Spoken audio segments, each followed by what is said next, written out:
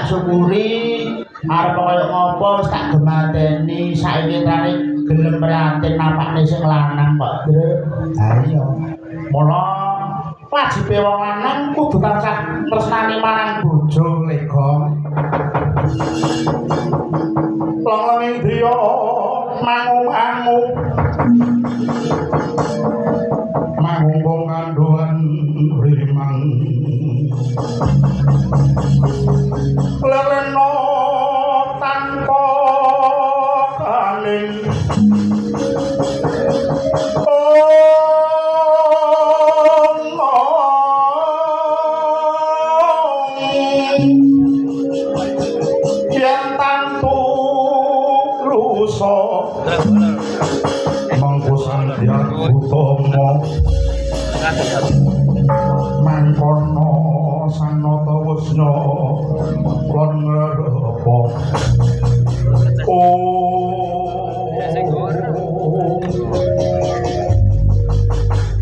Colawan sabda sang Nayataka katumpa gegere gawe sowane duta saking Astina Pancawati Balang Amarta rerepet pati sang Nayataka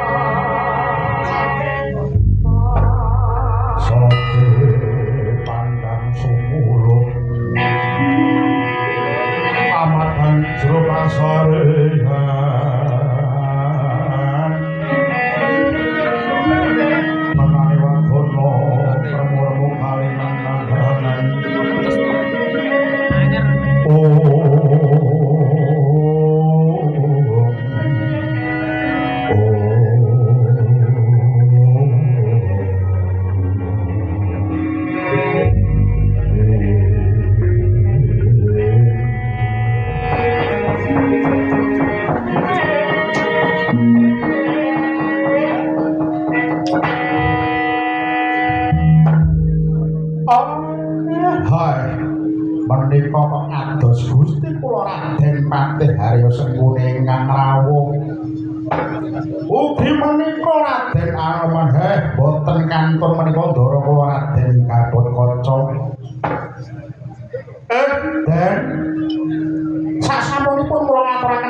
Ya harja rawuh handika sedaya.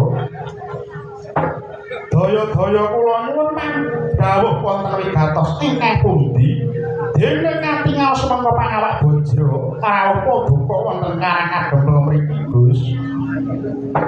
Iya Kakang Semar Praptakono kampis ireng sepisan tilik kas keslametanmu.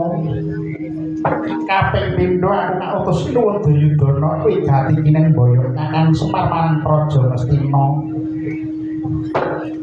Apa ta sebabe bakal boyong Kakang Semar sejatine sinuwun Duryudana kuwi mrekatenake marang nasibmu lan nasibe anak-anakmu. Sinuwun pengen moyakne pembukaan sak keluargamu.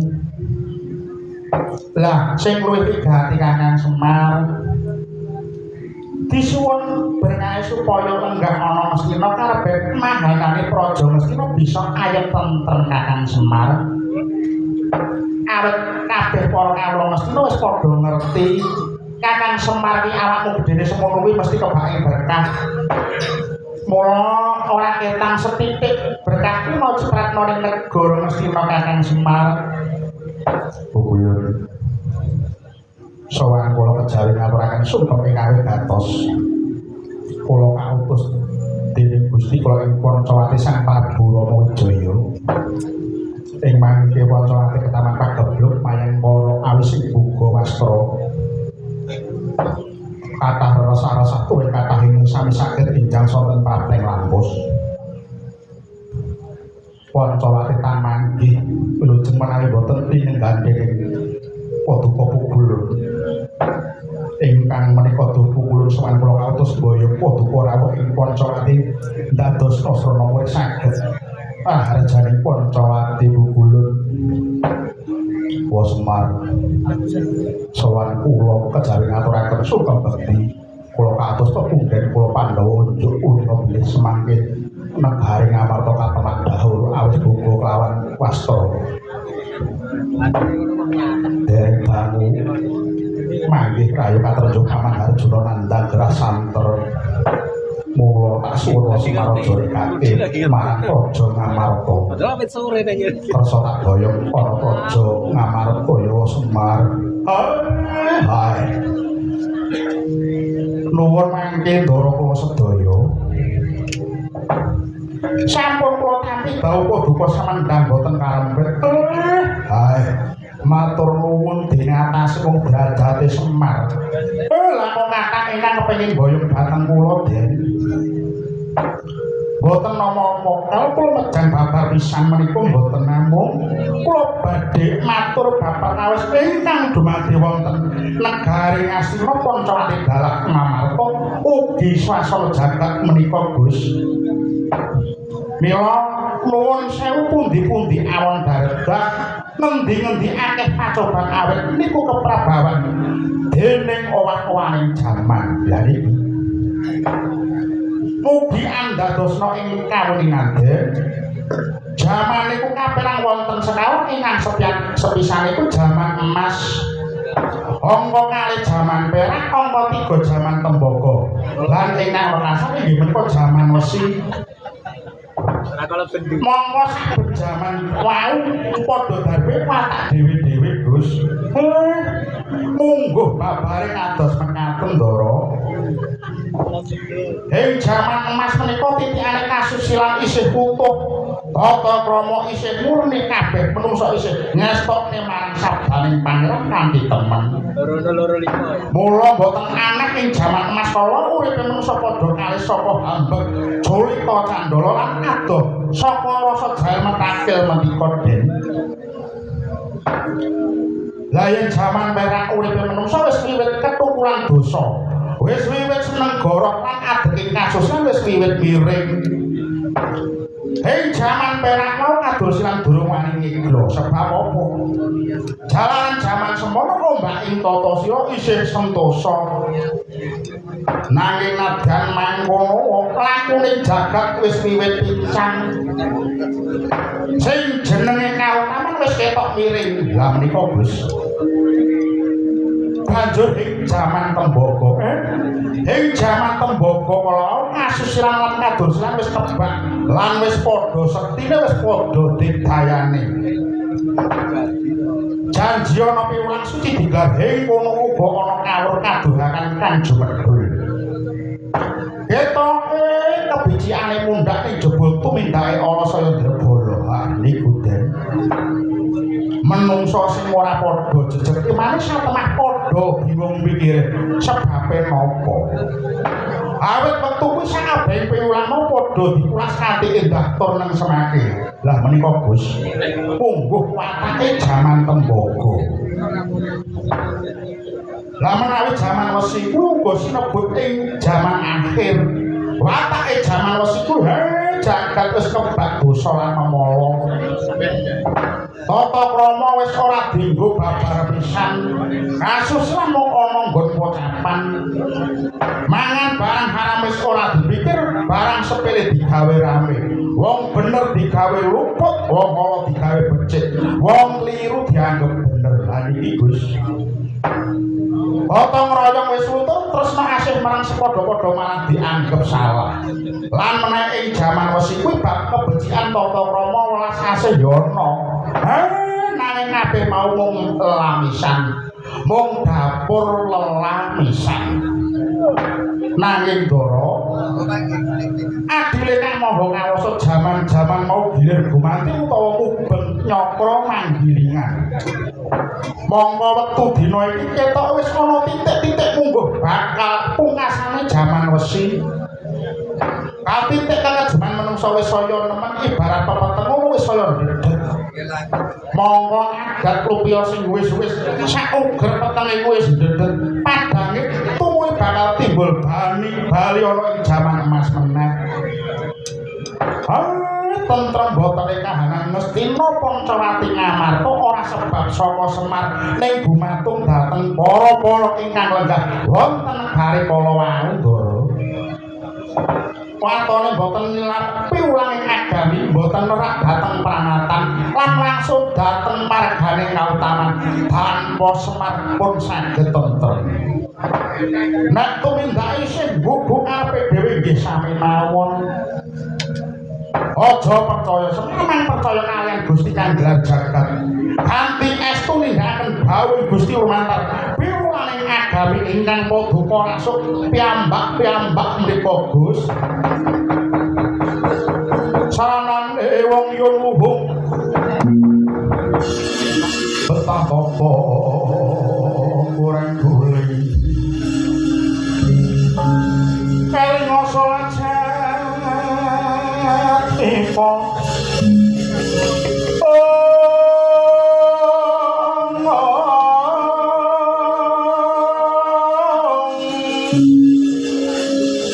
Mure sang samengsan somo samangsane manungsa sami samangsane manungsa sami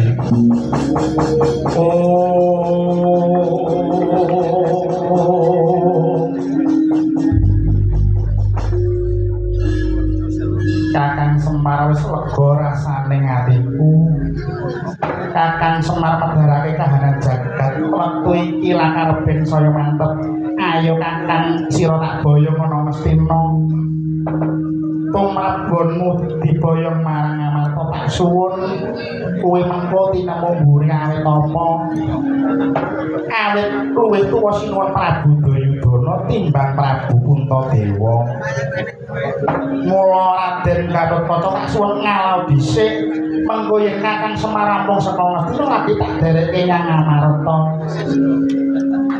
lah tumrap Prabu Rama lumantar utusane kuwi luwih becik kundur wae awit apa Prabu Rama kuwi ratune kethek mongko kethek kuwi kewan kuwi derajate ana sak ngisore manungsa lho umpama Kakang Semar kuwi arep dandane watake munyuk mesti ya kangelan wong kuwi kewan mula Kakang Semar negara Pancawati tinemu mburi wae dandane negara Pancawati kuwi angel dasare ora bisa tentrem mergone kono kuwi kewan kabeh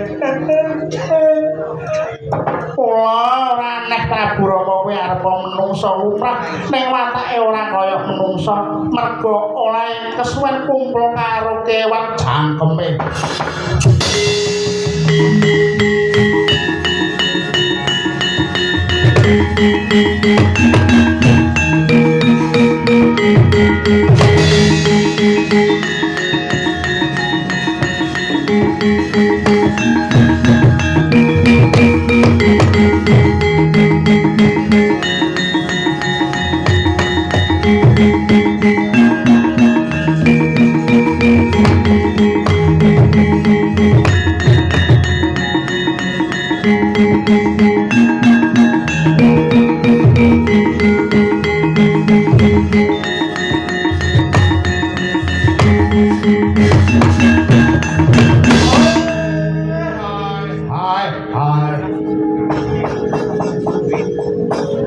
Patih sengkune pancen darang perkara kaya ngono kok mesti njaluk tentrem ki cara piye ora.